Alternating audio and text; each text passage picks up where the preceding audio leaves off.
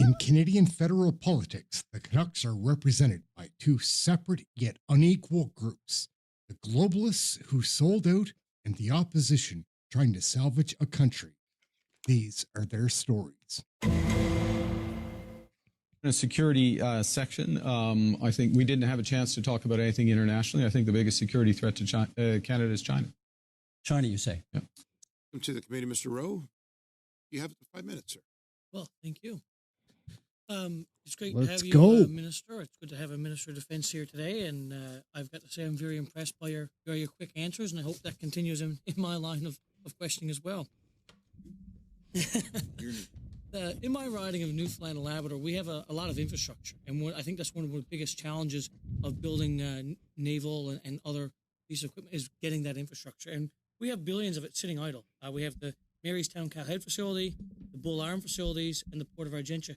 Are you familiar with those facilities, and have you visited any of those? I haven't visited them yet, but I'm familiar with one of them because you and I chatted about it. Exactly. And it's very important, I think, to get to all those facilities, especially the Port of Argentia, which, as you know, is a former U.S. naval base that was shut down in the mid-'90s. And they even built an oil rig there recently and had a runway and everything. I'm just curious, have you been able to speak with Kiewit and the Port of Argentia and these other Bull Arm facility about possibly landing contracts there for construction? I think I've done one better. I spent an hour and a half with your Premier, face-to-face, and we reviewed the presence of the Canadian Armed Forces and DND in Newfoundland and Labrador. It turns out we're the third largest employer in Newfoundland and Labrador. As an aside, as an example, we employ 50,000 people in Ontario. We employ more people in British Columbia than Lululemon. So we are very, very engaged right now in working with the Premier and assessing our needs now in Newfoundland and Labrador very systematically. So any good advice you can give us in terms of helping to feed this information into this analysis would be very appreciated. We've got some of the highest unemployment rates in the country, Yep. and especially amongst tradespeople. Yep. So we've got a huge opportunities there to go and get that construction. And, I'm also wondering about the Atlantic Canada, Nova Scotia. We've seen a launch pad being used there for skyrocketing costs, if you ask me. I have a launch pad in my riding as well in St. Lawrence. I'm curious why the Department of National Defence didn't use that launch pad, especially considering they put $8.3 million of government funding into the one in my riding. Why didn't we use that launch pad for free rather than spending over $200 million for a spaceport in Nova Scotia? A hard decision was made through analysis and through advice coming from our officials. And what we're doing now is we've made a conscious decision as one of our major sovereign capability priorities under the DIS. We've decided to go further into the space business and the space launch capacity. And we did it partly because we've got a tremendous Canadian tradition in space. We also did it because there's only one launch pad in all of Europe. And many European Union countries have approached Canada to say, if you do build this, we will come. Because they're shipping from SpaceX now in the United States, and they'd like to diversify. I just can't understand why and perhaps you can help me understand, why is it that we're reinventing the wheel by building two spaceports in Atlantic Canada, just across the pond, rather than doubling down on the one in my riding in Newfoundland and Labrador that was already built already? Our agreement with Maritime Launch, which is the company involved, right, is going to see a dedicated Government of Canada launch pad. And it's built in a geographically strategic location near Canso, Nova Scotia. So what we're really saying is we're getting into this field. We're going to make the proper investments, and we're going to participate in what is a massive, massive global opportunity. And we intend to not only do that, we also intend to achieve our own satellite sovereignty, right? We're going to do it good. We're going to do it twice as good by building two safe spaceports. Well, on another note, I see you mentioned about drones today, and I think that's going to be the future of warfare, unfortunately. And it seems with the development of AI and everything, and we're seeing this in the Strait of Hormuz and other parts of the world. And we're actually seeing drone technology advancing, not just in the air, but marine drones. So I was very surprised by you saying that kind of the hub of that think tank is going to be in here in Ottawa, rather than having that perhaps in BC, Atlantic Canada, or in Newfoundland and Labrador, where we could actually test these drones in the water, ice conditions with sea mammals and perhaps ocean currents as well? It's primarily Mirabel, just so you know. There's a small piece here, but it's primarily at Mirabel, where there is a cluster, as you know, of capacity in that area. But it does raise the question of the investment we made, a $30 million investment we made in Halifax at the Cove Centre to stand up a maritime specialized location for a defense innovation secure hub, precisely to look at these kinds of autonomous systems underwater, working with Kraken and other companies. We've made that decision. We've made that investment. And you're right. The whole question of autonomous weapons speaks to our AI strategy, which we put in place. We're looking at that. We're looking at what's going on not only below water, what's going on land, what's happening in the air, all autonomous systems. Able to Thank you, produce Mr. cheap Rowe, drones? for your questions. Very good questions. And I appreciate it. We are running out of time. I have Grant now. But Thank you. Through you, Mr. Chair. So I want my answer to the question I had with respect to the April 1st Treasury Board ruling that a CSOR type special operator close support allowance is not protected. If you're injured while training for a higher level, your entitlement reverts to whatever category you still qualify for. Good morning, Gemini Starshine. Rhonda, good to see you. Liz Anderson, what's up? Back in the corner, always a pleasure. We'll get back up here. Ron Barnhill, what's up, bro? Yeah, let's get into the videos. We've got a lot. Stops entirely rather than being frozen at level 1. Mr. Chair, I will take this one. This allowance in particular is called an environmental allowance, and it's the pitfall of having monthly allowance because when members are not operating in said environment, and we have the same with the Navy with the sea duty allowance, the land duty allowance, and this is the CSOR allowance.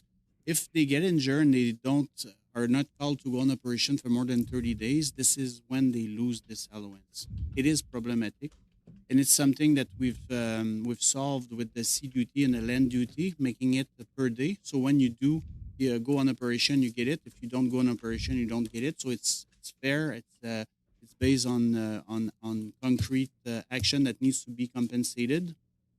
Now, for the specifically for the special forces and search and rescue, we are looking at embedding these allowances inside their salary, just like we've done with pilots. For example, pilots in the Canadian Armed Forces, they don't get an air crew allowance because it's embedded in their salary. So whether they get injured or not, they still retain it. And this, to me, is to ensure that they get compensated the way they should, as well as they get on par with the industry. So we're trying to achieve the same, working closely with Treasury Board Secretariat on the OCRO side for both special forces and the search and rescue communities. Fantastic, and it's pensionable then too. It would be, yes. Okay, so on supply chain nexus with Canadian drones, Canadian companies can't get on the DoD Blue or UAS cleared list, so that they can't get the vetted cyber secure drones. It makes it hard to break into the U.S. defense market and Canadian D&D contracts. So will they have a Canadian version of cleared drone companies, a Canadian regiment cleared for CSE? Thank you, Mr. Chair. That is the objective. We are mindful, and certainly this came up in our preparation of the DIS, that security clearances and the contract security program requires us to be more proactive in clearing companies and operators so as to be able to access the international market. So I do have some small SMEs in my writing that want to sell outside the country, and they have told me that in order to sell to Europe, they have to provide at least one sample, often two, one being for destruction purposes. So for an SME, this would amount to at least tens of thousands, more probably hundreds of thousands, and even millions of dollars. They just can't handle that. So is there a special exemption for Canadian military? All right, we'll come back to that. We're going to cross over now to question period. I think we've got It's coming up here, like very soon. So we'll get that launched. Here we go. And center with this project. It's on all of them 14. Or better. This week, Here we Veterans go. Affairs hosted the long-delayed National Afghanistan War Memorial groundbreaking. This monument will recognize the commitment and sacrifice of the over 40,000 sailors, soldiers, aviators, special forces operators, along with the hundreds of Canadian civilians who served in Canada's longest combat mission from 2001 to 2014. It will serve as an enduring testament to the 158 Canadian Armed Forces personnel and 7 Canadian civilians who made the supreme sacrifice.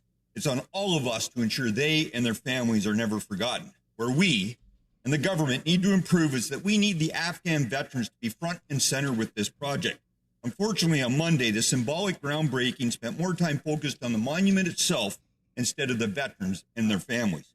I'm committed to doing what I can to ensure that when this monument is built and officially unveiled in 2028, that Afghan veterans are the focus. I plead with the Liberal government to do the same, lest we forget.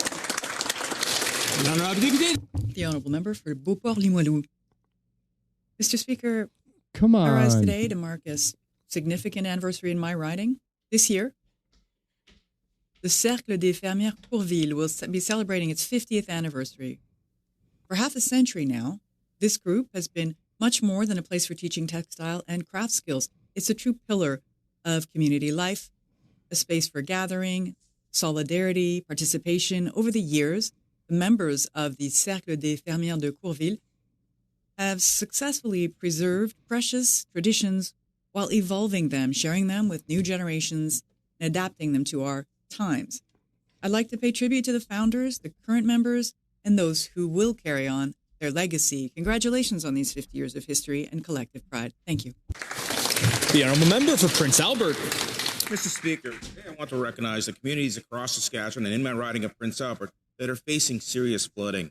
This week, the Saskatchewan Public Safety Agency reported that 34 communities are under local states of emergency with 20 active flooding incidents. Families are dealing with flooded roads, damaged property, and the uncertainty that comes with rapidly changing conditions. With significant road closures and communities under pressure, first responders, volunteers, and neighbors are working around the clock to keep people safe. But they shouldn't have to face this alone. I urge all levels of government to act without delay by working together to deliver emergency response, evacuation support, and disaster assistance to those affected communities. To those back home, your bravery, strength, and cooperation help save people's homes and property. Thank you to all those who have stepped up to help their neighbors through these difficult times. The Honourable Member for Winnipeg North. Yes, thank you, Mr. Speaker. Unlike the Conservatives, this Prime Minister and this government understands the real value of our public health care system. One of the wonderful initiatives that we're taking is investing $5 billion over 3 years to improve the infrastructure of our healthcare systems. That talks about things such as emergency services, hospital capital improvements, other healthcare facilities, Mr. Speaker. So provinces can prioritize what they believe is important. Personally, I'm plugging for the Seven Oaks Hospital reestablishing its emergency services. But the bottom line, Mr. Speaker, is as a government, we understand, we appreciate the needs for our health care. And as a government, we will continue to support our health care system because we believe in Canadians and Canadians want public health care. Thank you, Mr. Speaker. The Honourable Member for Richmond Centre, Marpole. Mr. Speaker, shoplifting is no longer petty crime. It's becoming a growing crisis affecting public safety, affordability, and confidence in our justice system. Across Canada, police reported shoplifting has increased by 66% over the past decade, with annual losses at nearly $10 billion. In Richmond, police recorded more than 1,700 shoplifting cases last year. In the first 2 months of this year, reports surged another 70%. Businesses are spending more on insurance and security instead of growth. Retail workers face intimidation and unsafe conditions. Consumers are paying the price through higher costs. Canadians felt abandoned by a system where repeat offenders are arrested, released, and soon back in the very same stores again. People are left asking, how much worse must this crisis become before meaningful action is finally taken by the Liberal government? Thank you, Mr. Speaker. The Honourable Member for La Pointe de l'Île. Mr. Speaker, it's a pleasure for me to pay tribute to Santé Marche Justin in my riding of La Pointe de l'Île. This is a walking club for people 50 years and older. It's connected to the Centre Communautaire Austin and Pointe-en-Tremble. Regardless of the weather, for the last 32 years, they've been bringing people together from Monday to Friday at 9 a.m. at the Parc de la Pointe aux Prairies to work, to walk together as a group, to socialize and stay in shape. To be healthy, you got to move. And we know this. The healthier you are, the more you're productive, the more you can take advantage of life. So I'd like to thank all of the walkers of La Pointe de l'Île and the entire organization of the Santé Marche Justin group. Christiane Mercier, the president, all members of the team for their contribution to active transportation, social lives, and our collective health. They are here, actually, in our gallery today. Long life to the Club de Santé Marche Justin. During Brooklyn. Mr. Speaker, May 18th is not just a date on a calendar. For Tamil Canadians, it's a wound that has never fully healed. 17 years ago, the Sri Lankan Civil War ended in a final offensive that claimed the lives of tens of thousands of Tamil civilians in a matter of weeks. Hundreds of thousands displaced. The wounds, psychological, familial, cultural, persist to this day. As someone with Tamil roots, I carry this history. Tamil Canadians across this country carry it too. In the names of relatives they never got to say goodbye, to the trauma passed silently between generations. Tamil Canadians across the country are asking for the truth to be spoken here, in this house where it matters. We remember May 18th, Tamil Genocide Remembrance Day, because memory is resistance, because silence encourages those who would repeat these horrors elsewhere in the world. Mr. Speaker, I call on this government and all members to stand with Tamil Canadians across the nation this month. Thank you. Member for Perry Sound Muskoka. Mr. Speaker, in response to the need to build 500,000 homes per year, the Prime Minister promised to build at a speed not seen in a generation. Today, the housing industry projects a nearly 20% decline in construction over the next 3 years, while Stats Canada reports that home ownership among young people is at the lowest level it's been since just after the Second World War. Even the Parliamentary Budget Officer has now confirmed that housing momentum is vanishing. Housing professionals, and conservatives I might add as well, have been warning for years now that the greatest threat to building more homes that Canadians can afford is in fact government fees and delays. So what has the Prime Minister done? Well, he spent the last year building the fourth federal housing bureaucracy, an agency that the PBO estimates will only add 26,000 units of the millions we need over the next 5 years. So here's my suggestions for the Prime Minister. Stop building bureaucracy. Cut the government delays, cut the fees, cut the taxes, and get out of the way so builders can build and Canadians can afford a home again. The Honourable Member for Don Valley West.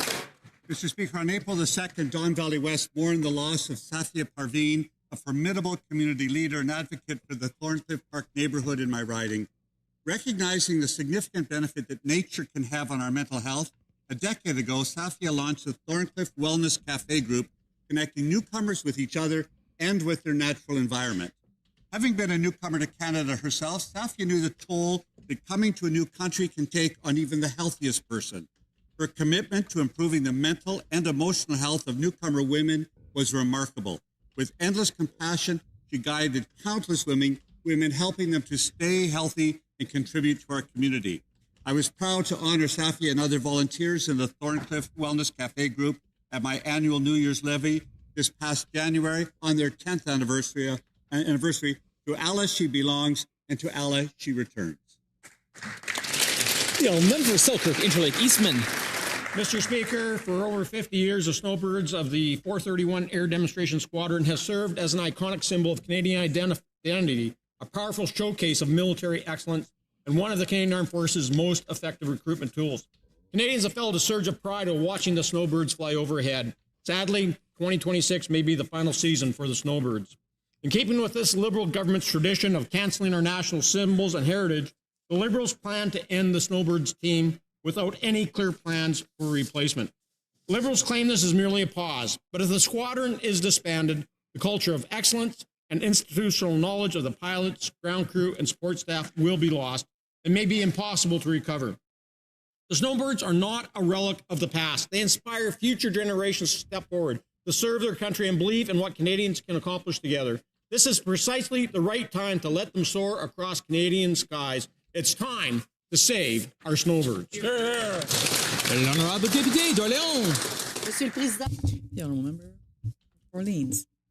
Mr. Speaker, the community of Orleans is alive with culture. I'd like to congratulate MIFO for launching its 2026-27 art program, which will showcase Francophone culture through performances, comedy, theater, and new this year, a youth component.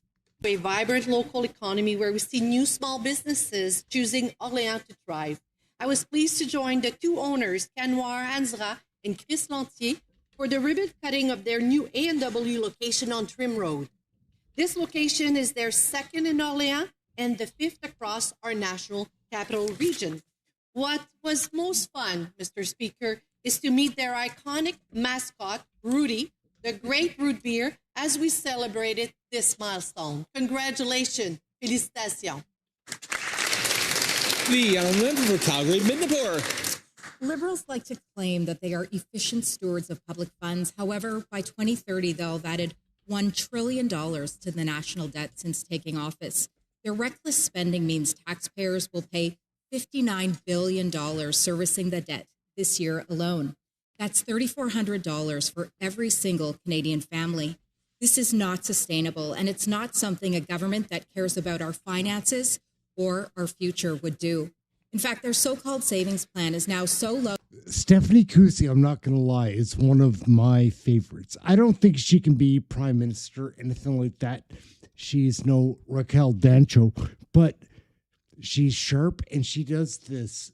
She breaks the fourth wall all the time. She looks right at the screen or right at the camera lens. On the priority list that it was barely mentioned in the Liberal costly budget. With this prime minister, it's more cost, more debt, and more of the same. Seniors who built this nation deserve better. Families trying to just survive deserve better. And the future of our nation, our youth, deserves better. Under a Conservative government, Canada can and will get back on the path of prosperity. See, she breaks the honourable member wall. for Carleton.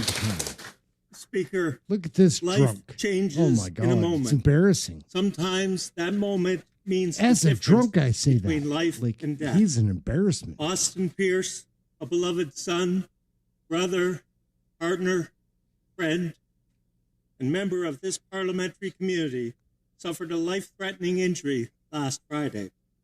Austin is healing today thanks to the swift and heroic action of an off-duty Ottawa firefighter, Jason Murray.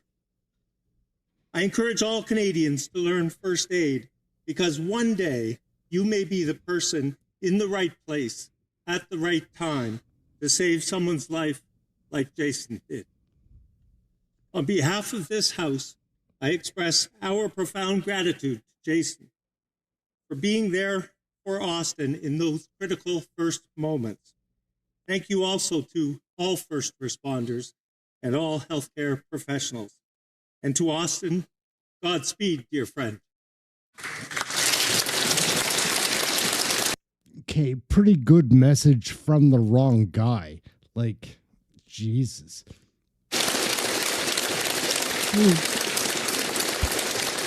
Andrew's a cheater. Oral questions. Questions Here we orales. The go. honourable member for Sherwood Park, Fort Saskatchewan. Here we go.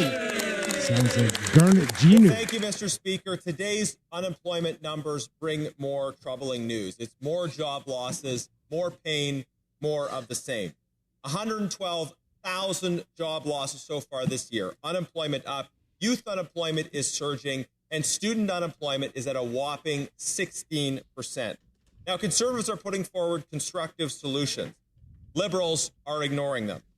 Are these job numbers finally enough to wake up this Prime Minister? The Honourable Parliament Secretary, Minister of Finance. Mr. Speaker, being in a trade war means we're all rightly concerned about jobs in Canada. On this side, we want workers across the country. Is he just trying, James Vahey, to talk down to the Liberals so they understand, or is that the best that Turnbull can do? Welcome to the short bus. To have good incomes and high-paying careers for generations. That's exactly what Canadians need. But unlike the Conservatives, we don't just wail and scream in this House. We're doing the hard work to support workers. We're investing in recruiting, training, and hiring up to 100,000 more skilled trades workers. And we've supported Canada Summer Jobs, which has increased and has offered 100,000 youth jobs across the country. That's how you build Canada strong. That's how you support workers. Now, member for Sherwood Park Fort, Saskatchewan. Mr. Speaker, Conservatives have been putting forward very specific, constructive solutions from the very beginning. The Liberal plan is not working. Now, the member spoke about skilled trades. The reality is, in the last month, we lost 15,700 jobs in construction alone, thousands of jobs in natural resources, utilities, and manufacturing. We need skilled trades workers, and we need jobs for those skilled trades workers to work in. Why is this government killing opportunity for skilled trades workers and others with their continuing failures on the economy? The Honourable Parliament Secretary of Finance.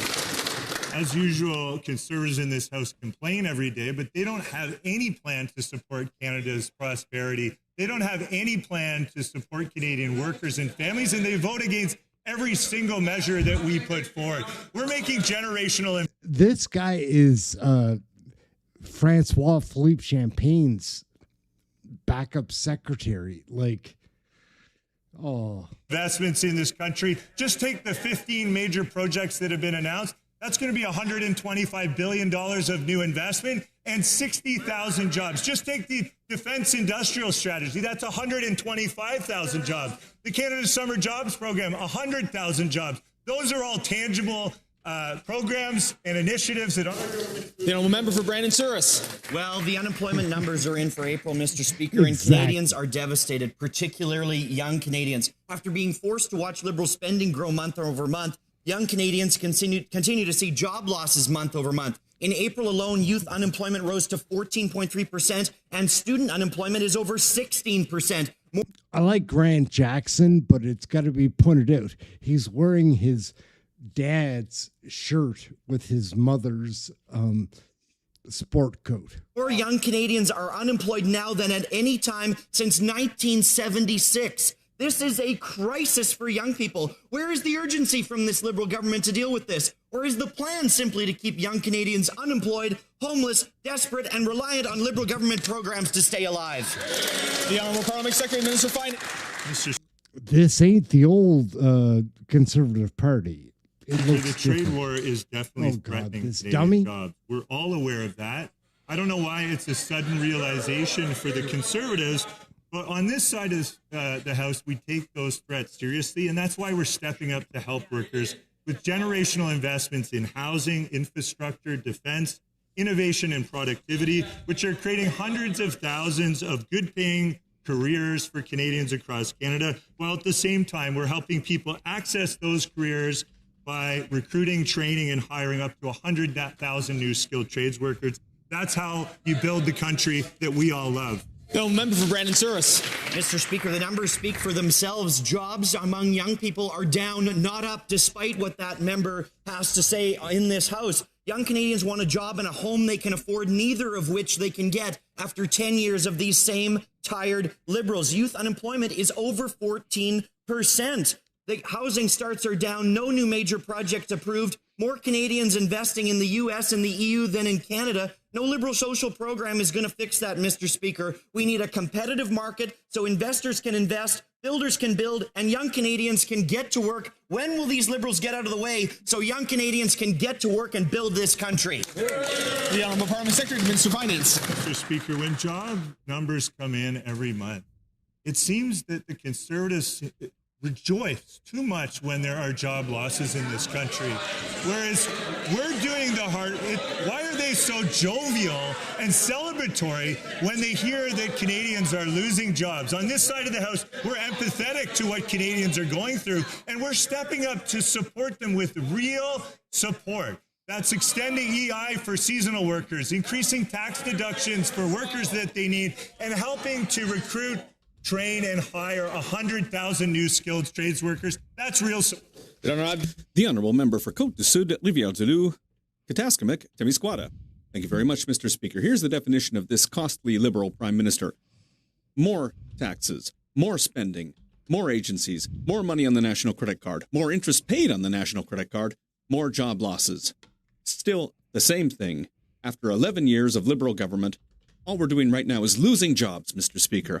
When will this Prime Minister realize that throwing money out the window isn't going to grow the economy? The Honourable Parliamentary Secretary. Mr. Speaker, I patently would say that the premise of the member's question is false. This government is exercising fiscal restraint and discipline. We have the strongest fiscal position. Members opposite can say whatever they want, but the International Monetary Fund, who is one of the experts at analyzing world economies, has said Canada has the strongest fiscal position in the G7. So we're using that fiscal capacity, just as has been recommended by the IMF, to support Canadians by making generational investments. The Honourable Member for Côte-du-Sud, Rivière-du-Loup, Kataskamik, Temiscouata. Now, he's talking about budget cuts. They've just doubled the deficit, Mr. Speaker. Come on. The Prime Minister is an illusion. Unlike what my colleague says, Canada is currently losing tens of thousands of jobs every month. In Quebec alone, 43,000 jobs were lost in April. That brings the total job losses for 2026 to 91,000 just in Quebec. And that's the fault of Liberal management. So how can the Liberal government claim? How can they keep trying to tell us that everything is fine? It's just unbelievable. Impossible. The Honourable Parliamentary Secretary to the Minister of Canadian Identity. It's clear that on this side of the House, Mr. Speaker, that we are working very hard for jobs. And that's why this week the Prime Minister met with Intertech. This is a business that's having challenges because of Trump's unjustified tariffs. But the Prime Minister and the CEO, Julie Desrosiers, worked together, and she thanked the Prime Minister for the work that he's doing on behalf of every Canadian and for all the innovation that we are fostering. So they're confident that they can build and have jobs over the next year for their employees at Intertech. Thank you. The Honourable Member for Berthier-Masquinongé. Mr. Speaker, the Prime Minister met with his Alberta counterpart, Danielle Smith, and we know that he's already promised her new pipelines on condition that developers pay for them. And it's with that promise that he's put himself in a bind, according to the Liberal member for Laurier-Sainte-Marie in an interview in Le Devoir. He promised more pipelines, but the oil companies don't want to pay for them. But you know what? Quebecers, they don't want to pay for them either. Did the Prime Minister tell Ms. Smith that their agreement specifies that no public funds will go towards pipelines? The Honourable Minister for Environment and Climate Change. Mr. Speaker, if we want to talk about what we're doing with public money, well, we're making major investments in renewable energy. If you look at electricity and the tax credit, we have billions of dollars that are going into our electricity network across the country. If you look at what we're doing, we're making investments to make sure that we are reducing methane emissions. We are doing that work. We continue to fight climate change. The Honourable Member for Berthier-Masquinongé. Mr. Speaker, well, it smells like a new pipeline here in Ottawa. I'll quote the member for Laurier-Sainte-Marie, a Liberal, this morning. Where I draw the line, it's if the federal government decides to use one of the many mechanisms at its disposal to buy a pipeline. But the Prime Minister is worrying him with the economic update. He's invented this new... I don't mean to break it up too much, but Nelson, you're exactly right. Brome Julia DeBruzen is like this witch that's talking about methane emissions. Methane emissions rank on your list of problems in Canada where? And again, I will have this debate with anybody in the grocery store lineup. Where is on the list of issues in Canada right now methane emissions? Why is it costing us? It's ridiculous. Anyways, Broom Julia thing. He's calling it the sovereign remember fund that. with $25 billion in public money to finance dirty oil. Are there other liberals who are going to draw a red line and refuse to bill citizens for a new pipeline? The Honourable Parliamentary Secretary. Mr. Speaker, our friends in the Bloc Québécois aren't able to tell the difference between an and or an or. We want to be an energy superpower in conventional energy and in clean energy. That's what we're doing, and it's for all of Canada and for all Canadians. Thank you, Mr. Speaker. The Honourable Member for Beauharnois, Salisbury, Huntington. Mr. Speaker, yesterday, the Prime Minister confirmed that as soon as this week, he'll weaken the regulations governing pipeline approvals. At the same time, in the economic update, the Prime Minister created a sovereign fund in which he's poured $25 billion in public money to finance energy projects. It's impossible to not put two and two together here. Is the Prime Minister going to make Quebecers pay for dirty oil pipelines that, on top of everything else, won't have to comply with laws and regulations? The Honourable Parliamentary Secretary to the Minister of Natural Resources. Mr. Speaker, we were clear. Our goal is to catalyze $500 billion of private sector investments. The Major Projects Office is playing a major role in that. There couldn't be a more appropriate name given to a guy that is Claude Gay. Like, oh my God. Alberta has said that they will come forward with a proposal by July 1st. We'll look at it with the criteria that are established in the Build Canada Act.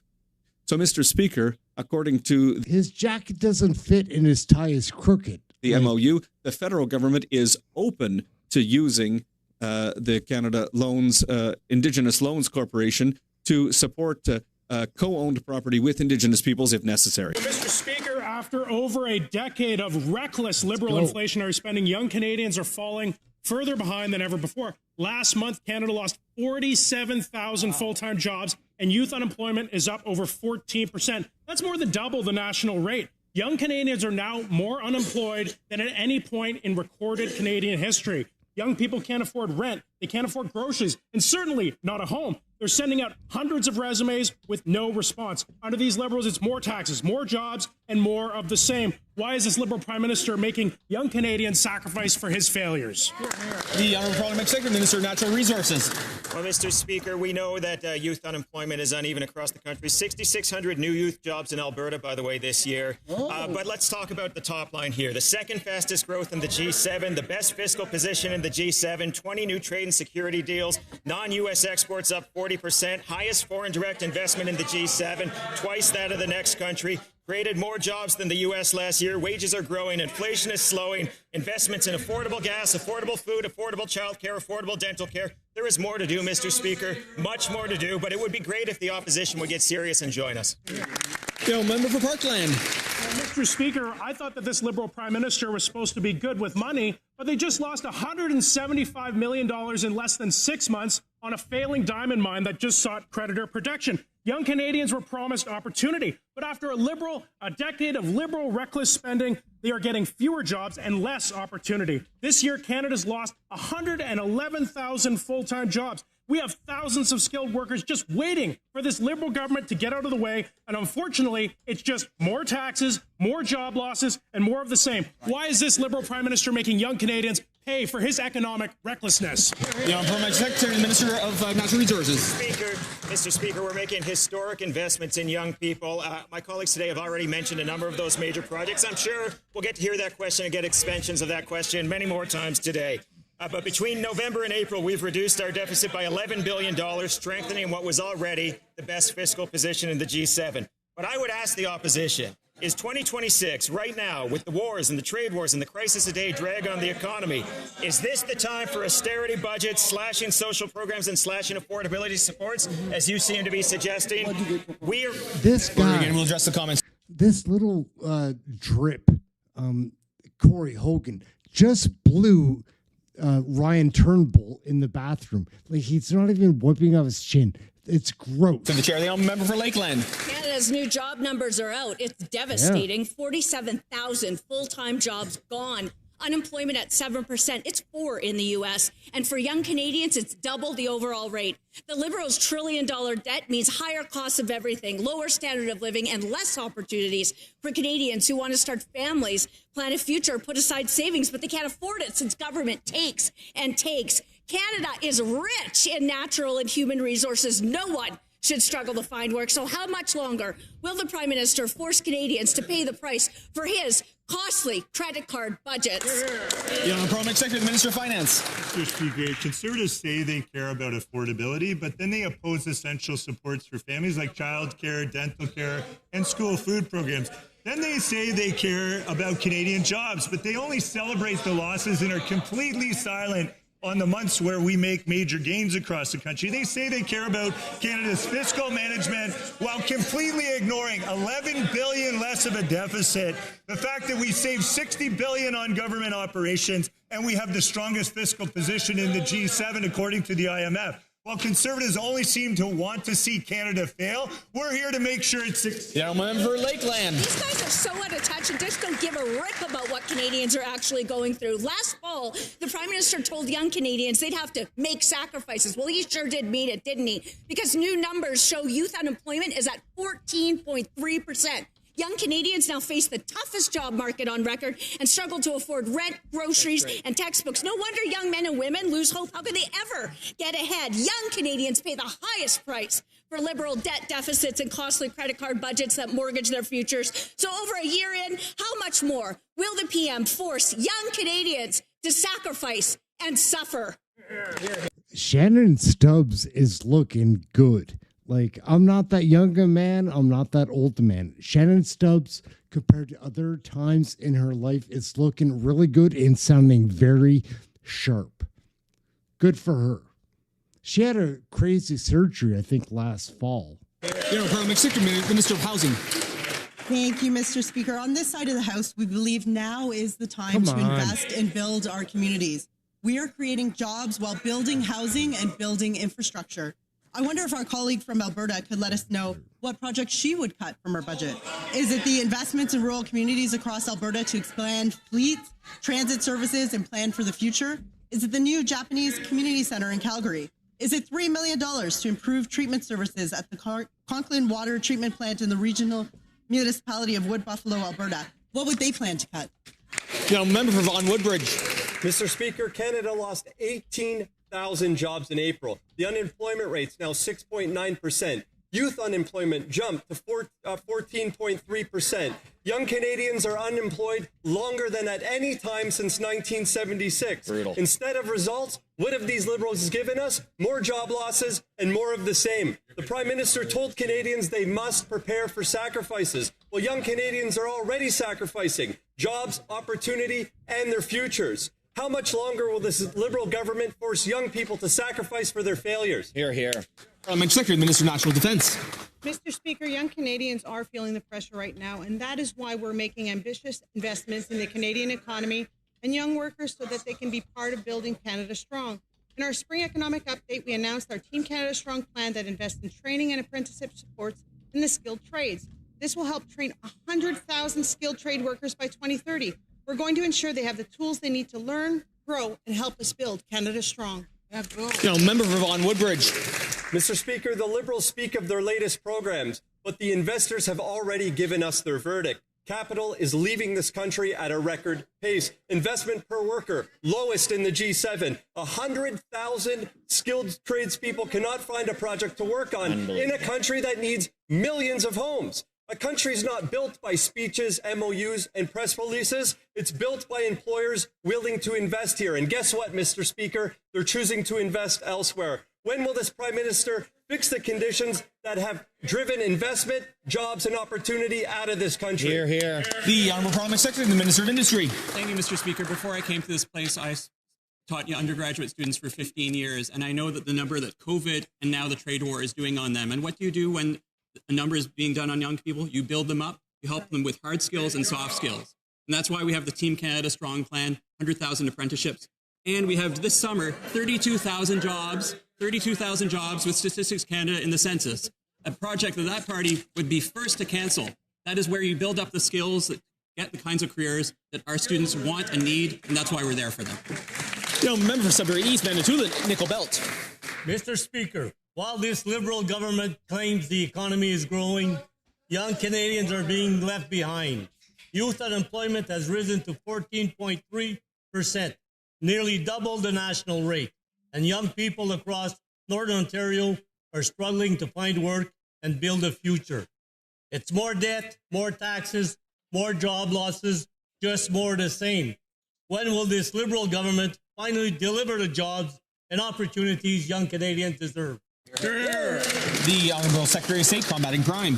Mr. Speaker, we outlined our second part of our plan in our spring economic update. Our plan is to build Canada strong with over 80,000 to 100,000 new skilled worker jobs. Mr. Speaker, these jobs will go to young people in this country, Mr. Speaker. We recognize that young people need good employment. That is why we're announcing so many different projects throughout this country, and that is why we have a plan to recruit them, to train them, and to hire them, Mr. Speaker. The Honourable Member for Jonquière. Mr. Speaker, yesterday the Prime Minister and his Justice Minister confirmed that they will subject any potential referendum to the anti-democratic Referendum Clarity Act. They want to choose the question. They want to set the threshold for a majority. Let's remind them that democracy means 50% of the votes plus one. That's the rule wherever democracy exists.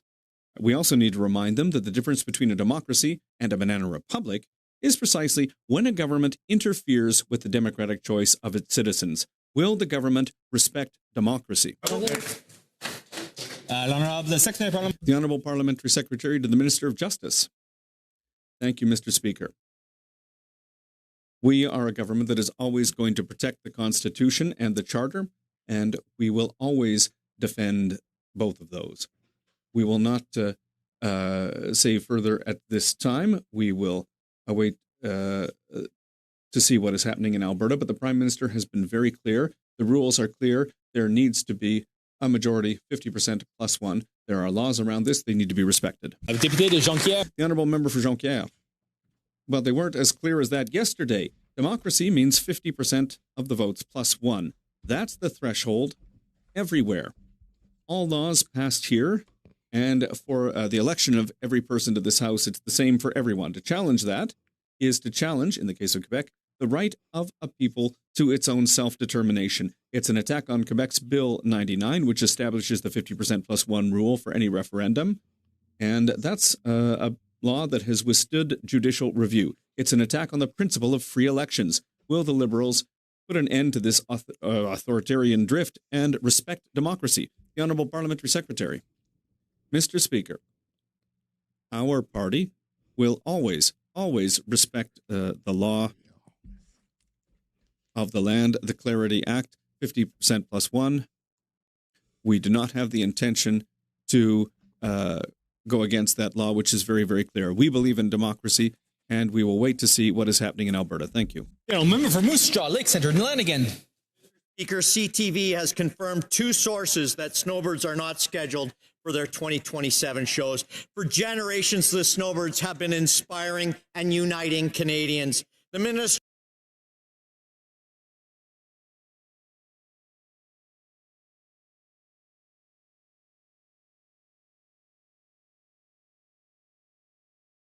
said, quote, Canadians will enjoy Snowbirds for generations to come. But in how many generations will it take to revive the iconic Snowbirds after the Liberals cancel them?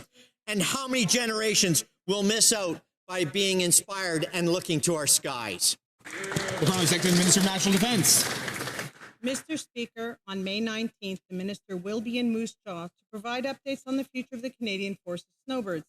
The Royal Canadian Air Force is incredibly proud of the women and men who for decades have represented the Canadian Armed Forces with pride at air shows across North America and around the world. Canadians can rest assured that they will be able to enjoy the iconic snowbird formations for generations to come. And the Moose Jaw, Lake Centre, Lanigan. Well, Mr. Speaker, the question comes up, is that never? We never got an answer. Why not answer now? Why don't you answer right now? Are you keeping the Snowbirds flying? Canadians from coast to coast to coast have been inspired by the Snowbirds, an incredible symbol of strength and sovereignty. Now, more than ever, we need them. On what date will the iconic Snowbirds return to the Canadian skies? Address the questions through the chair. The Honourable Parliament Secretary Minister of National Defence. Mr. Speaker, as I said, the minister will be in Moose Jaw on May 19th, and the Canadians can rest assured that they will be able to enjoy the iconic snowbird formation for generations to come. They will continue their air demonstrations with the Tudor fleet for as long as it is feasible and is safe. Member for John Wascana. Yesterday, the defense minister was covering for canceling the Snowbirds by telling Canadians the planes were unsafe. But according to CBC reporting, his own Defense Department says our Snowbirds can continue flying the jets until at least 2030. So who are Canadians to believe, the minister or his own department? Does the minister not have confidence in his own department, or did he mislead this House yesterday? Secretary. Mr. Speaker, I think I've been pretty clear. The minister is going to be in Moose Jaw on May 19th to provide an update. I invite the members opposite to stay tuned for that announcement. And as we said, Canadians will continue to enjoy the iconic Snowbirds program for decades to come. The honourable member for Bow River. Mr. Speaker, Alberta beef is the best in the world. Produced by ranchers and farmers that are not asking for special treatment, they're asking for a fair shot. While the Liberals talk about buying Canadian, they're negotiating a Mercosur deal that could flood our market. Imported beef produced under conditions Canadians would never accept at home. Canadian cattle producers are held to world-class standards. Yet this government is prepared to reward foreign producers who do not play by the same rules. Why are the Liberals willing to undercut Bow River ranchers instead of standing up for Canadian beef, Canadian jobs, and Canadian ranching families? The Honourable Parliament Secretary, the Minister of Agriculture and Agri-Food. Thank you, Mr. Speaker. The Mercosur Agreement represents 300 million people and 2.5 trillion economy, one of the largest market in the world. But we listen to our rancher, we listen to our producer, Mr. Speaker. We are listening to their concern about the trade agreement. And in fact, the study is going on at the committee, Mr. Speaker, and will continue to be there for a farmer because they work hard to put. I'm pretty sure, Trees, that's a real thing about the national anthem being updated to include like other versions that are going to be official. I don't know, like you can't believe everything you read, but food on our table. Thank you, Mr. Speaker. For Bow River. Mr. Speaker, Conservatives support free trade, and ranchers do not need another Liberal press release about trade diversification. They need real market access and a government willing to defend their industry here at home. This isn't a game, but the Liberals are acting like the beef industry is a convenient bargaining chip. Will the Mercosur deal actually benefit farmers and ranchers in Canada? Here, here. Thanks to the cowboy. The Honourable Parliament Secretary, Minister of Natural Resources. Mr. Speaker, all agreements are considered through the lens of Canadian interests, and all agreements are considered in the context of our other agreements. As has already been mentioned, Mercosur is... Hogan here is the cowboy from whatever, a movie about gay cowboys. He's a whatever, Fruit Loop. Fine. I don't care about that, but like... He's such a pissant. An enormous market, and since this last election, the government has reached 20 new trade and security agreements. These agreements open markets for farmers and ranchers in places like China and Indonesia, two countries, by the way, that are 20% of the world population and 20% of the world GDP. Since the start of 2025, non-U.S. exports have climbed 40%. We are building a strong Canada for all, for our ranchers, for our farmers, for all Canadians. That skinny tie makes you look fat, stupid. For Cumberland Colchester. Mr. Speaker, in communities across this country, intimate partner violence is not an abstract idea, and survivors have been clear that they need our justice system to act earlier and more effectively to keep them safe. I am proud to be part of this new government's commitment to taking tangible action to better protect Canadians. Will the Parliamentary Secretary please tell this House how Bill C-16 when you're looking at her, which chin are you supposed to focus on? The fourth one? The one on the top of her forehead?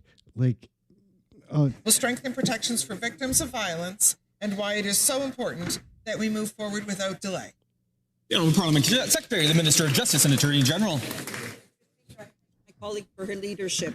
Violence driven by control and fear leaves deep and lasting harm, and far too many women and children are living with those consequences. That is why we introduced Bill C-16, one of the most significant updates to Canada's criminal justice system in generations.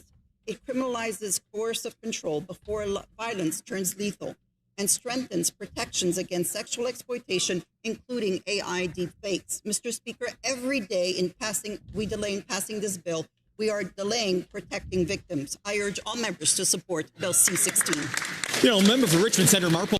What's up, Nancy McGuinness? Always a pleasure. Mr. Speaker, the Liberal government says it disagrees with the Cowichan ruling, but Canadians still do not know what exactly the Liberals disagree with.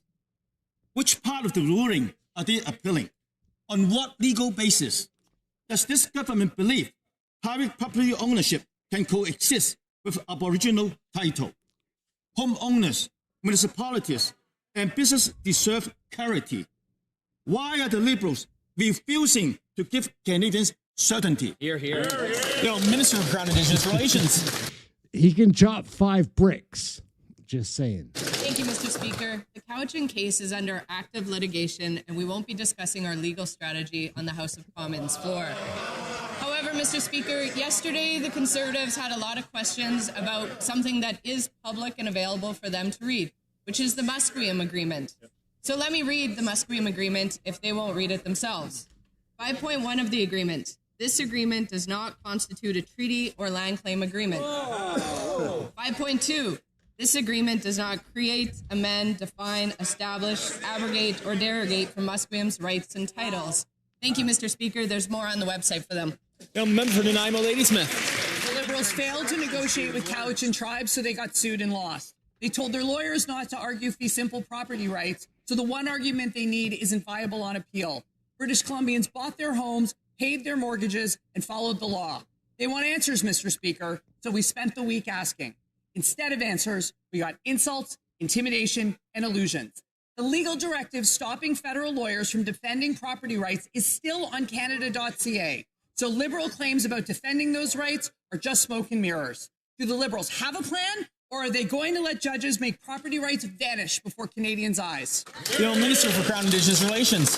Thank you, Mr. Speaker. As mentioned, the Cowichan case is under active litigation, and we're not going to discuss our litigation strategy. However, Mr. Speaker, as the Conservatives have referenced the litigation direction, they've only read one sentence out of principle number 14. Our government will always raise valid arguments in court. That's what the law demands and what Canadians deserve. Right. Litigation guideline number 14 does not preclude Canada from relying on any specific defenses, but requires a principled basis and evidence to support the defense. Canada has appealed the Cowichan ruling and all viable defense. Member for Kamloops, Shuswap, Central Rockies.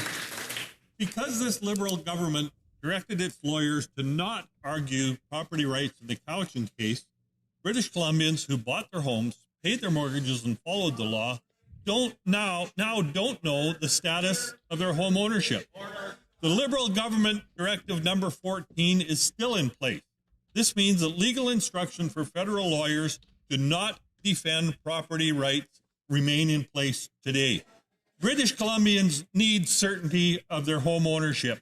Will the Prime Minister reverse Directive 14 today? Minister for Crown Indigenous Relations. Thank you, Mr. Speaker. The one thing that is clear is the Conservatives haven't read the Musqueam Agreement, the full litigation principle number 14, or the Canadian Constitution. Section 92 shows that provincial authority is private property. Private property is provincial authority. But, Mr. Speaker, the member opposite yesterday was talking about the secret agreement of Musqueam. Again, it's available on the website. It's section 5.1 and 5.2 that he should read. Thank you, Mr. Speaker. Member for St. John, St. Croix. Mr. Speaker, the Supreme Court is considering whether to hear a New Brunswick land claim case involving private property across half the province. Supporters of the claim openly argue that Aboriginal title should apply to private land. They believe that government should use expropriation powers to transfer it. The Liberals directed government lawyers to not defend private property rights in the Cowichan Tribe's case in British Columbia. So will the Prime Minister reverse this directive, or will he abandon his responsibility to defend the rights of property owners on Canada's west and east coasts? The Honourable Minister. Thank you, Mr. Speaker. I appreciate the member opposite flagging the New Brunswick Court of Appeal. They reached a very different conclusion than Cowichan. So now we have two courts in Canada taking opposite approaches. That divergence is exactly why clarity from the courts is required. And that's the clarity that we're seeking in the Cowichan case, which we appealed. The government of British Columbia appealed, the Cowichan appealed, the Musqueam appealed, Tawasin appealed, the city of Richmond appealed. It's active litigation before the courts. Thanks, Mr. Speaker. The member of St. John, St. Croix. But, Mr. Speaker, Canadians are demanding clarity from this government on their legal strategy and to stand up and defend private property. But the Liberals are putting private property rights at risk in Canada. In 2019, the Liberal government removed arguments to support fee simple private property rights in the Cowichan case. You cannot blame government lawyers for following ministerial directives. The federal government must ensure fee simple property ownership takes priority in legal cases. Will the Prime Minister protect private property rights in all future negotiations and legal cases with First Nations? Yes or no? The Honourable Minister for Crown Indigenous Relations. Thank you, Mr. Speaker. I encourage the member opposite to read all of Principle number 14. He's only read the first sentence. However, Mr. Speaker, what I will talk about is the Cowichan and the current status. As far back as 2017, Canada argued that private landowners should be notified of the litigation. However, the courts ruled against that. However, since the ruling last summer, we consented to the Montrose application, and we're now awaiting a ruling from the judge on that. Montrose has applied to the British Columbia Supreme Court to reopen the trial and be added as a party. That will allow an impacted private property owner to be heard at trial. Thank you, Mr. Speaker. The member of York Centre. After 1 year, Canadians see all the promises are broken and all the fancy speeches were just an illusion. With this Prime Minister, it's more costs, more taxes, more debt, and more unemployment. The Prime Minister is just another Liberal. After a decade of deficits, taxes, and debt, Canada has the lowest investment per worker, the second lowest productivity, and second highest unemployment in the G7. The Liberals will add $1 trillion of debt by the turn of this decade. But Canadians will pay this credit card through more inflation and more taxes. So why won't this Liberal Prime Minister stop swiping the national credit card so Canadians can afford to live? The Honourable Secretary and Minister of Finance. Mr. Speaker, the member said more taxes. Well, this government has only reduced taxes. We've cut, capped, suspended many taxes, and we've enhanced tax deductions for millions of Canadian families, workers, and businesses. We've also protected federal benefits that Canadians rely on and added new benefits like the groceries and essentials benefit, which will help families with about $1,900 this year to help with the cost of groceries. We're also making it easier for Canadians to file their taxes so they can access those benefits through automated tax filing. That shows a clear commitment to addressing... I'm a member for York Centre. That member should tell that to the 2.2 million Canadians at the food bank. That's right. The Liberal $1 trillion of new debt means less growth and less jobs. In April, Canada lost 18,000 jobs and the unemployment rate is up. In the first 4 months of this year, Canada lost 111,000 full-time jobs. Youth unemployment is at 14.3%. Young Canadians already can't afford rent, groceries, or homes. Now they can't even find a job. Liberal insiders are getting rich while Canadians are getting poor. So will this Liberal government stop maxing out the national credit card so Canadians can afford the basic needs of life? The Honourable Parliament Secretary, the Government House Leader. Yes, thank you. Mr. Speaker, you know, the Conservatives talk about jobs, but they don't want us to do anything in reality. This little asshole's going to come up here and talk to you like he's a prick, like that he knows something more than you. Kevin Lamoureux is about as dirty a politician as you can possibly have. He's a floor cross.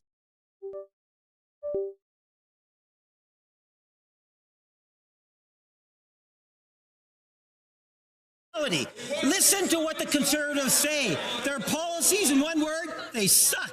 Let me tell you something.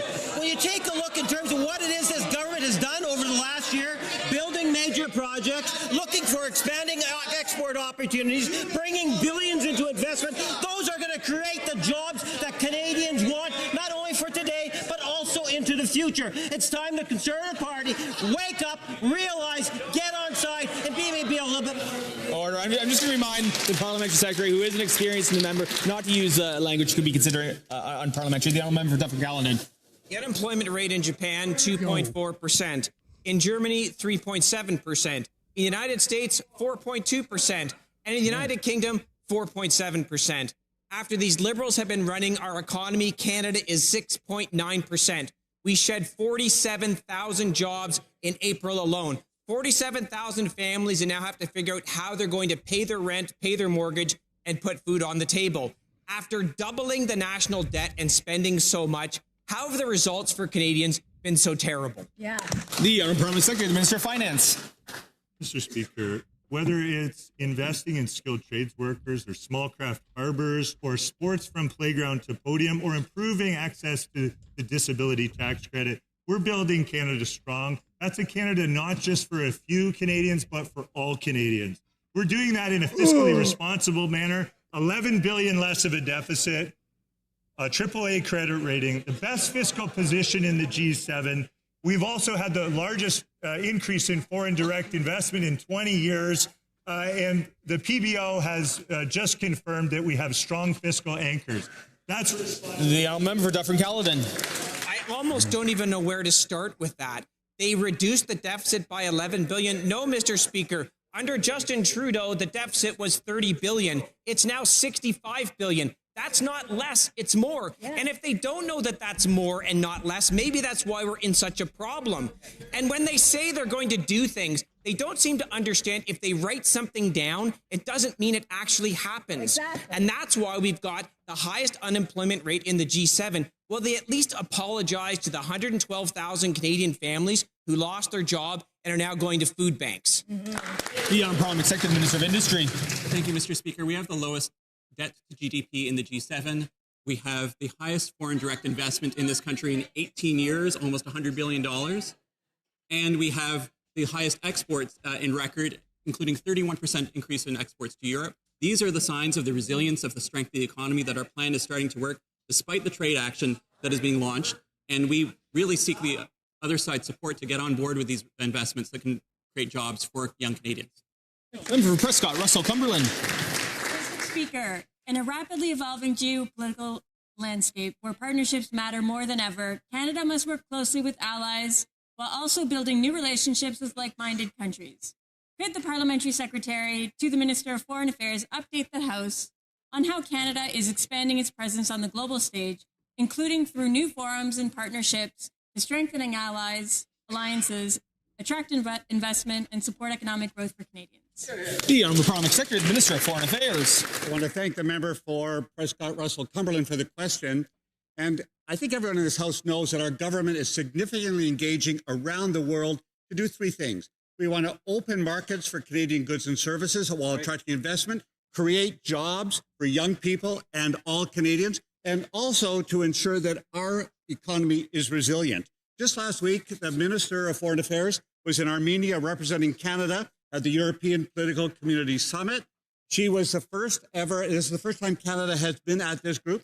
We attracted investment. We will continue to create jobs. We'll continue to build Canada strong. Member of St. Albert, Surgeon River. Mr. Speaker, the Liberals' Prescribe IT program has been a total debacle, costing taxpayers $300 million for a program that effectively no one used and that the government has since been forced to cancel. Now, we have learned that the CEO of the program was being paid $1 million a year, including pocketing a $215,000 bonus. This happened under the health minister's watch. So will she accept responsibility for this latest outrageous abuse of taxpayers' dollars? Parliament Secretary, Minister of Health. Thank you, Mr. Speaker. Prescribe It was launched by the previous government in 2017 in consultation with provinces and territory. The program was always intended to become self-funded over time. When it became clear that it wasn't having the expected uptake and there was no path towards financial sustainability, our new government has made the responsible decision to end the funding to the program and redirect resources to make sure it maximizes benefits for all Canadians. Member of St. Albert, Sturgeon River. Mr. Speaker, the previous government is the same old Liberal government, and the buck stops with this minister. But this minister has admitted that she asked no questions as 300 million tax dollars went up in smoke. In addition to the CEO, several other executives were paid handsomely and walked away with $60,000 and $70,000 bonuses. So, who else got rich while taxpayers got hosed as this minister was asleep at the switch? Parliament Secretary, the Minister of Health. Thank you, Mr. Speaker. I will reiterate that the program was intended for pharmacies and clinicians to do e-prescribing. At the consultation and the request from provinces and territories, when it became clear that the uptake wasn't there, our new government has decided to end the funding to the program and redirect resources to make sure that it benefits all Canadians. Member for Red Deer. Mr. Speaker, week 3 of Liberal obstruction at Health Committee on the $300 million Prescribe IT scandal. The Liberals are desperately shielding their buddies and covering up decade-long disaster of failed programs that didn't fill prescriptions, but padded the pockets of Liberal insiders. And now they want to reward failure by giving Canada Health Infoway even more cash to blow in the future. Canadians are done with these Liberal money laundering schemes when the Liberals end the obstruction so Conservatives can get accountability for Canadians. Parliament Secretary, Minister of Health. Thank you, Mr. Speaker. Canada's new government was elected with a clear mandate to ensure programs and policies deliver smarter, faster, and more effectively for all Canadians. We're refocusing our spending and Canada Health Infoway's mandate so we can support the development of national health data standards while allowing our health sector partners to deliver solutions that work for all Canadians. The Honourable Member for Hull-Aylmer. This week, the Standing Committee on Public Safety heard critical testimony from various witnesses on Bill C-22, including the Canadian Centre for Child Protection. They highlighted that investigations on child sexual exploitation are taking too long, and that this bill would help law enforcement get the necessary information quicker. Can the Parliamentary Secretary to the Minister of Public Safety tell this House how this bill is part of our government's broader public safety initiative? Parliament Secretary to the Minister of Public Safety. Thank you to the member of Hull-Aylmer, and also thank you. I want to take the occasion to thank the members of the Public Safety Committee for the important work they're currently doing. This bill is an essential piece of our government plan to ensure communities are safe. Mr. Speaker, this bill is all about victims. By making sure that law enforcement has the tools they need to combat crime, it intends to make sure we catch the bad guys before they make more victims. It's time that law enforcement has an updated Canadian solution to counter all criminals, most of all, the ones who exploit children. Member for Edmonton Manning. Mr. Speaker, Canadian families are cutting down on groceries, gas, and necessities, while this Prime Minister is piling up the national credit card. Life is becoming unaffordable. Inflation caused by deficit spending is eating away from their ability to afford day-to-day life. With $1 trillion debt, this government approach is just an illusion while Canadians paying the price. Will this Prime Minister tell Canadians that his credit card budget is the cause of all their suffering? Parliament Secretary, Minister of Finance. Mr. Speaker, I wonder if the House can help me with this. I've been wondering this for a while. Whose interests are Conservatives serving these days? I mean, we see in this House, they're against feeding hungry kids. They're against reducing childcare fees. They're against providing dental coverage. They're against high-speed rail in the most densely populated region of the country. They're against productivity-boosting tax deductions for businesses. They're against building affordable housing. They're against Canadians being able to invest in major projects. I gotta ask, what do the Conservatives stand for anymore? The Honourable Member for Rosemont, La Petite Patrie. What do Liberals stand for? Oh my God, what an obnoxious Speaker. Cocksucker. Culture is what makes a people. This Culture bullies. is what makes a people's true, deep identity. Music, literature, TV shows, movies, shared cultural objects. but web giants have really blown all that up. What's worse, with the decline of traditional TV, some of that has disappeared. The Liberals bragged about a deal without Netflix, but today, on digital streaming platforms, it's almost impossible to find Quebec contents. When will the Liberals take the future of our culture seriously? The Honourable Parliamentary Secretary. Thank you very much. And we're going to get this GIMP up. I don't think so. Like, show's over. We're going to go back to this as far as show's over. Show isn't over. We've got other videos to show on here, like, and a lot of them. We'll get right back into it. Or defense-related products so that these SMEs can get their products into Europe as well.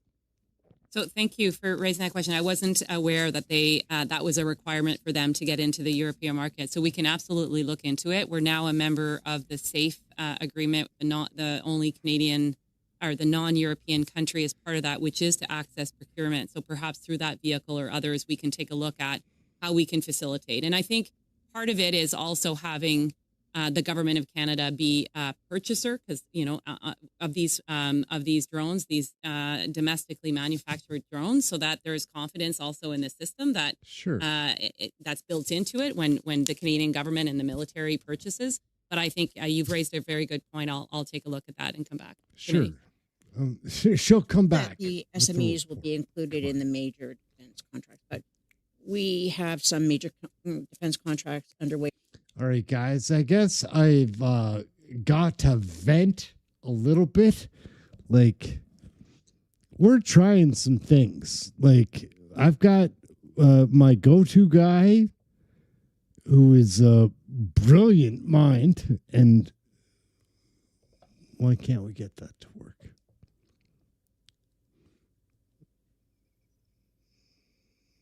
Oh. Anyhow, I've got my man Kirk. I've got this great team of moderators. I've got Rhonda and Mike and Rory. They're an amazing team.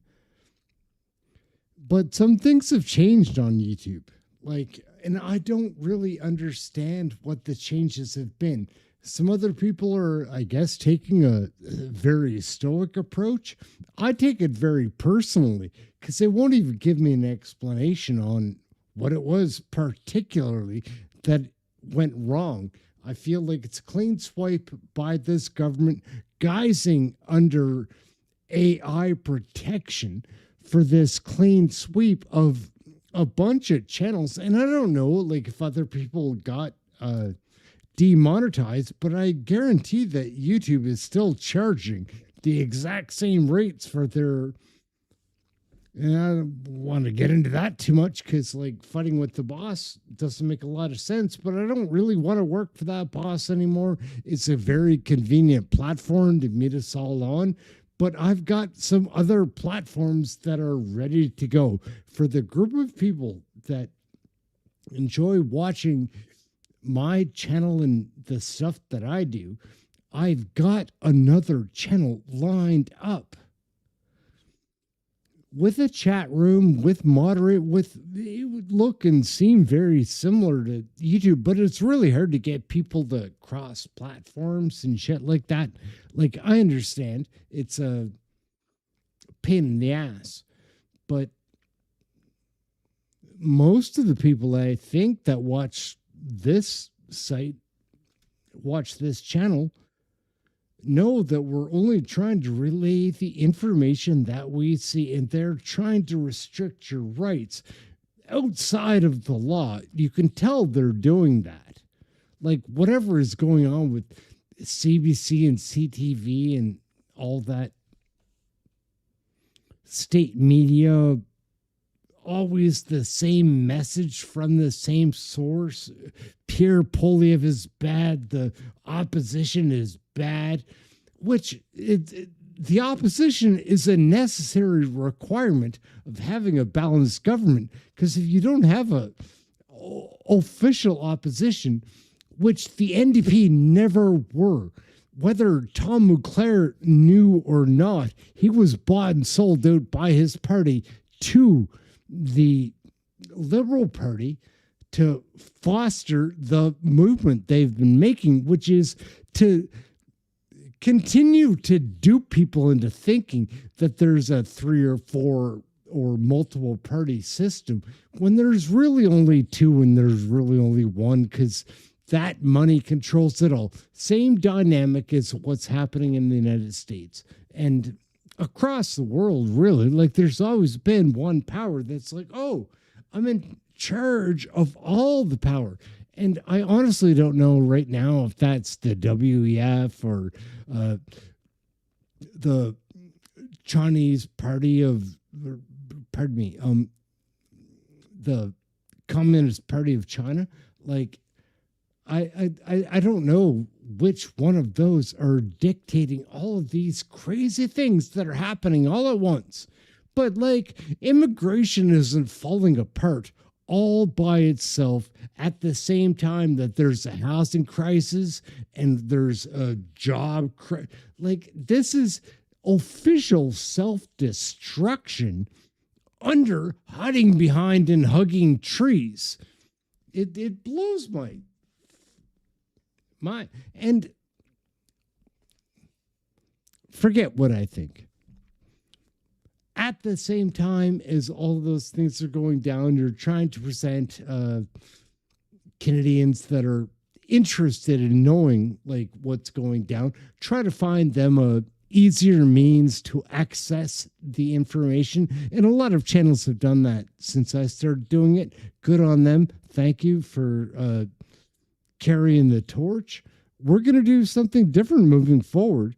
We don't know exactly what that is yet, but we do know that they're trying to dupe you, and I am trying to figure out ways to get information out to the audience without YouTube or Google. Like, Google, I guess, is always going to be involved, but like these last couple of moves that Google made, and I don't take it so personally that it's just about me. Like, I would like to figure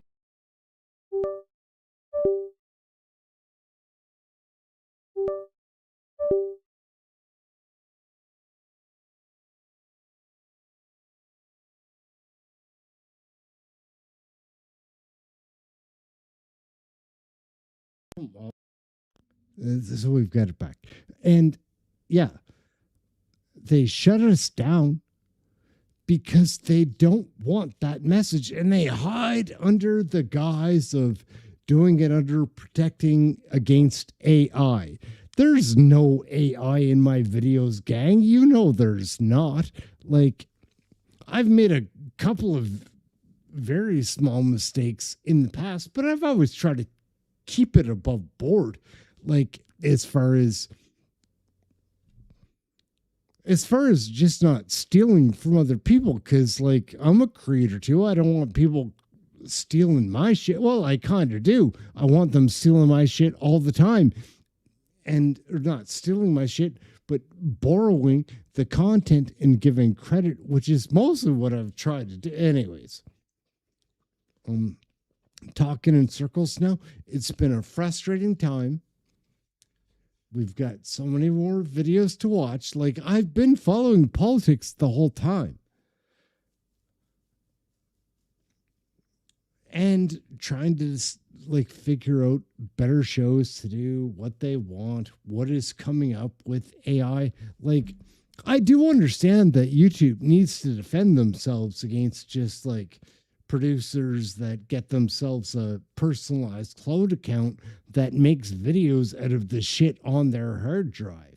Like, even I know how to do that now. This software is crazy. I can just grab cloud and say, like, make videos from this hard drive, and it will make videos from that hard.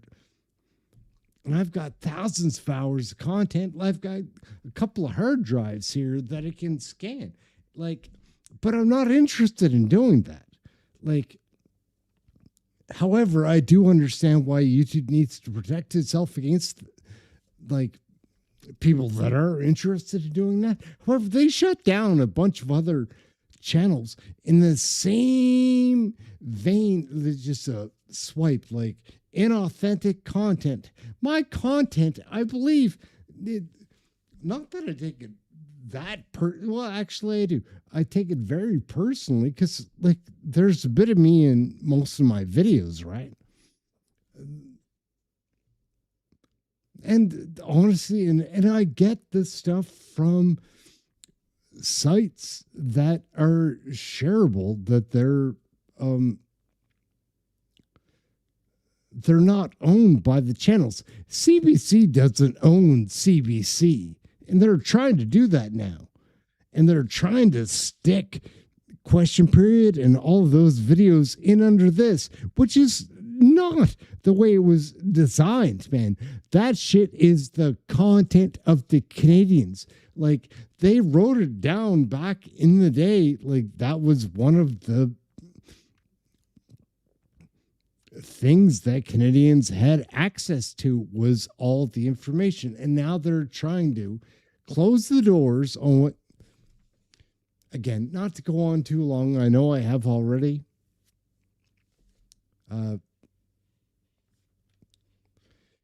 We'll flip through a couple of these videos because they're worth watching, but like, because I don't know who else is putting out this information. I used to kind of follow the channels that copied what I was doing and then like see like how quickly or slowly they copied my stuff, because I'm all over the place. I do clips from this, clips from that, clips, and try to make it interesting because, like, no, not that their other channels aren't trying to make it interesting, but I'm trying to keep it interesting for me, like in my creativity and abilities to learn. Because again, I didn't know how to make a video at all. And now I know how to make videos like this form, that form, whatever. I know how to do a lot of things on here, but I'm just rambling now. It feels like a very scary time in the world. Like, it's so weird. Anyways, we're going to get back to a couple of videos. Already. Let's do and that. What the SMEs tell me is that for these, if they're working under a prime, the prime will demand a kickback in some way. So what measures are you taking to prevent that from happening? And how can we get these SMEs dealing directly with the DIS and procurement, as opposed to having to go through a prime, which will exact this demand? Thank you very much, Mr. Chair. I think I would say it's twofold. It's perhaps there are opportunities where we can have, a major capability and then a number of contracts to achieve kind of what we're trying to achieve from the major capability. So that is kind of an option. The second option is the Government of Canada, as they sit down with primes, to be clear that our expectation is that there's no kickback, that we actually see this through. So there's kind of two mechanisms to doing it. And I think we have a responsibility to keep engaging with the SMEs. So we hear this directly so that they're part of the conversations, they're part of the capability. And I was quite encouraged when we had our sort of the military outlook days. There were a lot of SMEs that were there that would not have been there a few years before. So I think it's about investing in the relationship. And it's those two examples of mechanisms that we could use. Thank you, Deputy Minister. So, Ms. Kuzi, I believe you'll kick us off for 5 minutes once again. Thank you. Madame Bogdan, the AG found that delays and slow progress from Treasury Board on pay simplification has not only increased the total spend of the project, but also has put public servants at risk of continued pay errors after the transition from Phoenix to Dayforce. From day one, we knew what the issues were with Phoenix. However, a decade later, your department still hasn't made sufficient progress in simplifying and standardizing pay processes across the government. Why would that be? Okay, as I mentioned earlier in my testimony, so this is definitely a work in progress. There are a series of rules that are completely within our authority at the Treasury Board and the Treasury Board Secretariat, and we're making those changes as quickly as we can. And in other cases, we're talking about simplifying rules that are in collective agreements, and we do need to work with bargaining agents. So we have, during rounds of collective bargaining, achieved some simplification. But we still have some room to go. You will have seen in the audit report that the Auditor General enumerated the 4 areas that we're working on right now. Those are areas that right now require a manual transaction. So we are working with the bargaining agents to try to see if we can come up with solutions to resolve those. We tried to do it outside of the round of bargaining. We haven't yet been successful, and the bargaining agents have asked us to bring it to the table. We are right now in the next round of bargaining, so we will be discussing it there. I am hopeful. Let's just say we have common cause with bargaining agents to try to make sure that we can pay our employees, accurately and in a timely way. So I will say I'm hopeful. What kind of ministerial support would you say you're receiving at this time? This question's directed to me? Correct. I would say 100% ministerial support. So in the case of, for this file in particular, when we said to the government that we need a mandate to be able to negotiate with the unions, because you do not negotiate these changes in collective agreements without, there has to be a bit of give and take. The government was very receptive to that and said 100%, we agree. We need to pursue these changes, even if it's outside the round of collective bargaining. So I feel that we've had the support that we need. Over the past decade, there have been 8 different Liberal presidents of the Treasury Board, 5 in the last 5 years alone. I believe I am on my 4th. Would you say the lack of sustained ministerial attention has led to the slow simplification of the pay rules? No. The audit states that Treasury Board had made a proposal to unions which would address some issues with pay simplification. However, at the end of the audit period, no agreement had been made. Can you provide us with an update on this proposal now? For sure. So I mentioned this earlier that there are 4 different areas in particular that we've been discussing with the union. So one example is what we call the 10-day rule. Basically, for certain allowances, you have to have worked 10 days in order for the allowance to be paid out. And what the practical implication of that is that there's somebody at the pay center who's calculating whether every single employee, these are all manual transactions. So we're discussing with the bargaining agent, is there a way that we can resolve this so that it won't go to the first round? 3 members each will have 6 minutes. Ms. Kuzi, you'll start us off, please. Debate. The honourable member for Kildonan, St. Paul. Here we go. Yeah. Thank you, Mr. Speaker. It's an honor She's to rise gorgeous. today to my Bill C-263, an act to establish a national framework for silver alerts. This bill is deeply personal to many in my community, especially the Moberg family of North Kildonan in Winnipeg. As in December of 2023, Earl Moberg, who suffered from advanced dementia, disappeared from his home. Again, this is in the middle of a Winnipeg winter. And despite extensive search efforts, he was never found and is presumed deceased. And Mr. Moberg was a real person. He was a husband. He was a father. He was a grandfather. He was a teacher. He was a veteran in the Canadian Air Reserve. He was a man who was deeply proud of his Swedish heritage. He was a man who spent decades serving northern Manitoba communities. He was a man who loved long walks and gardening and hiking and swimming and learning and spending time with his wife and kids. And even into his later years, he remained very physically active and intellectually curious. And his daughter, Britt Moberg, described him as the person she always went to for advice. Until, of course, the dementia progressed and those roles. All right. So we're going to just over to me for a second. I love Raquel Dancho. This is a great speech, but we've got something better to watch. Her speech is like really heartfelt or whatever, but this is the piece. Speaker, I'm pleased to rise today on the spring economic update, or as I call it, the spring deficit update. The Liberals, on their introduction of this bill, put out a good 250-page program called Canada Strong for All. I think it should be Canada Deficits for All.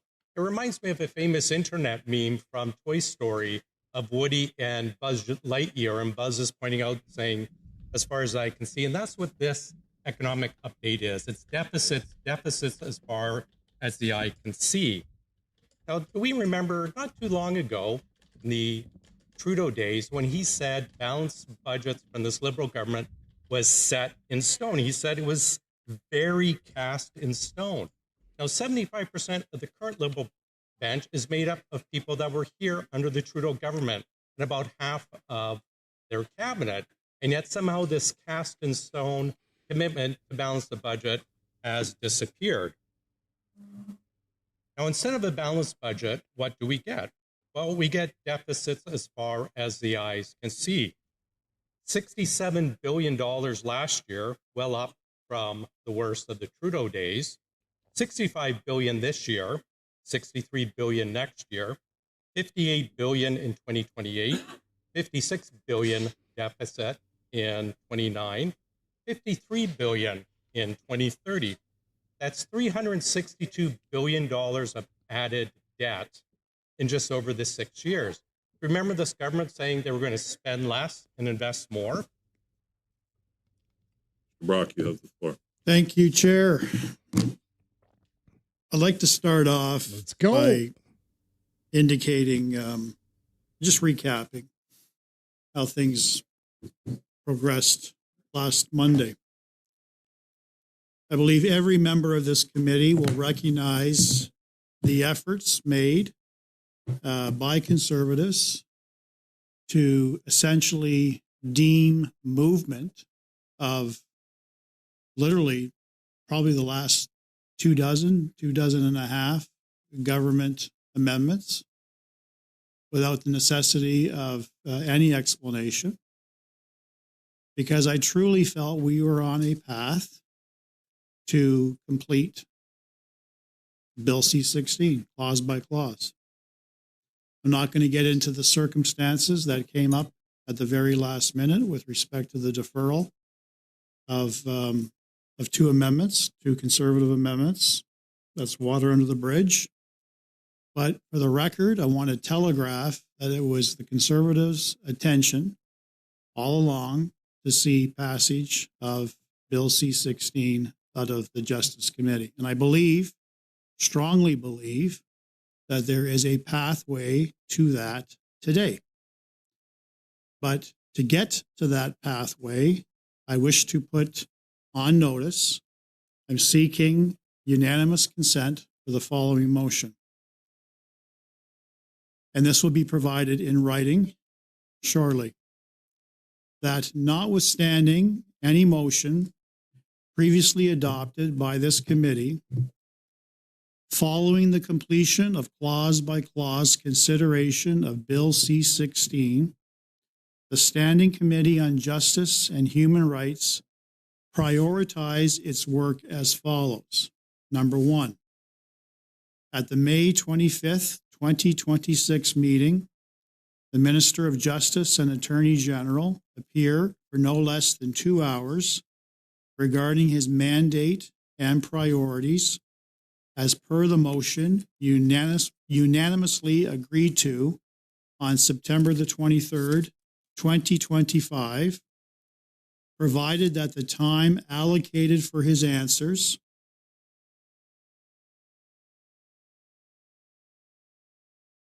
all right, so straight up, we've taken a hit on the head, and we're not sure how we're dealing with it yet.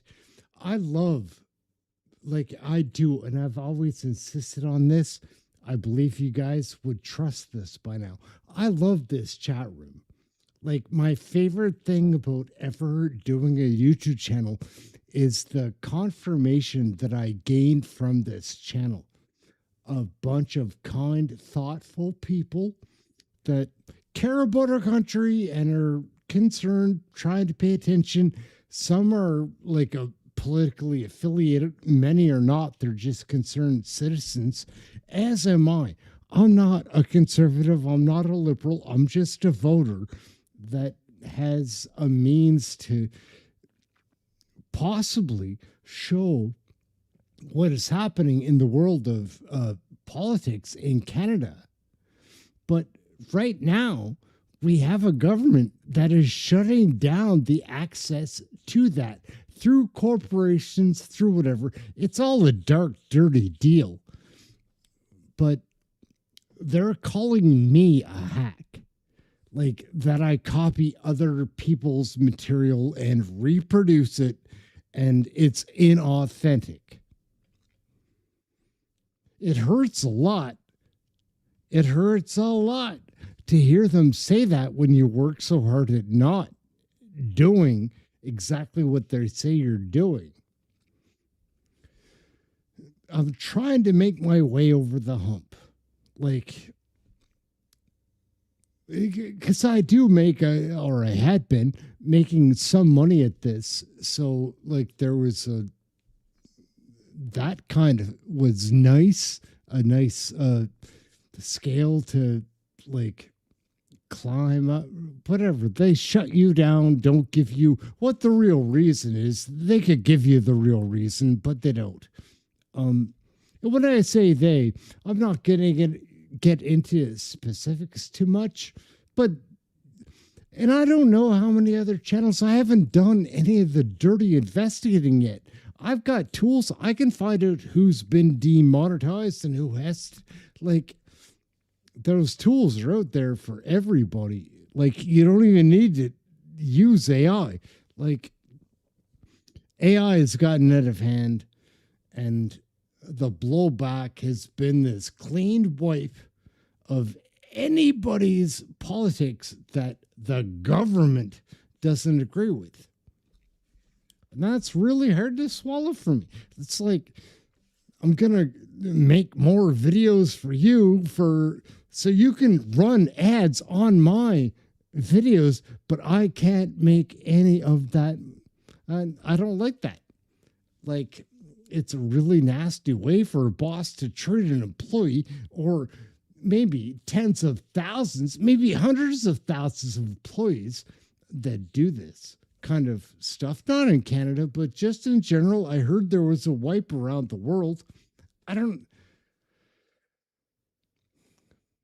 Pretty much I laid over there on the couch for a week in the fetal position, just trying to figure out, what do you do when they say, like, when you're obviously not somebody that's speaking outside the boundaries of what is legal, they say that it's illegal to talk about or discuss those things or analyze them or whatever. Mark Carney doesn't show up to the House of Commons more than any other prime minister, and he's doubled the amount of debt that our country has gone through in the shortest amount of time possible. But they make it so that you're not able to ask those questions and have CBC cover it up. So I can make short videos that are cute or fun or whatever. I don't know if Canadian federal politics are the thing for me to be covering for my personal health. Like, it drives me up the wall. Like, because there's so much dishonesty. And again, I can see right now that they're cutting down on the amount of dishonesty that's allowed to be exposed. And they've got a lock on that. I'm not going to kid anybody about the lock they have on that. It's strong. Anyway.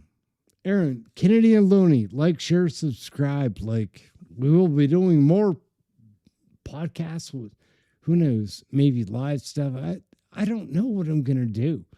Like, I really have a bad taste in my mouth for this site and would be more interested in finding out what you can do on other sites.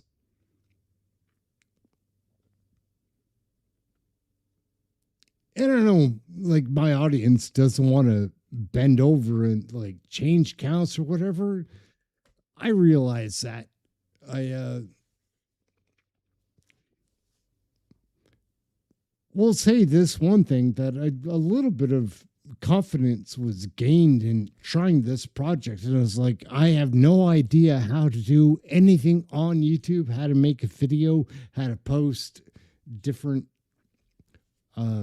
portrait modes, different frames. I had no idea. I really didn't. I'd been away from it for quite a while. But then we did okay when we started trying on here. Anyhow, that's it. Gang, we're out. Aaron, Kennedy, and Looney. Whoo! What to do next? We'll see. We will see. Oh, yeah. You should do exercises. That's important to our good health. And friends, tomorrow we are going to be visiting with a fisherman who will tell us about his very enjoyable hobby. Now, I would like to It's a hobby. Through our magic mirror. Romper, bumper, stomper, boo. Tell me, Fishing's a hobby. Magic mirror, please tell me today, did all of my friends have fun at play? I see all of my friends in Alberta. It's nice to see you. And I see Dan and Vivian. I see Marlon and Mona. I see Catherine and Harley. I see Anne and Elizabeth and Jane. I see Bert and Nicole. And I see you too. I hope to see you tomorrow, right here in Romper Room. Bing bong, knock, knock, hey, daddy, do. Bing bong, tick tock, bebop, boom. Kick off your weekend with exciting CFL action when the Edmonton Eskimos tackle the BC Lions in Vancouver. Tomorrow night at 10:30 on CFTO TV. Ding dong, knock, knock, hey, daddy, do. Tip tap, pitter pat, granny cat, too. Root-a-toot, Kimble, loopy-loo. Bobbity, stompity, romper room and friends. Catch you next time.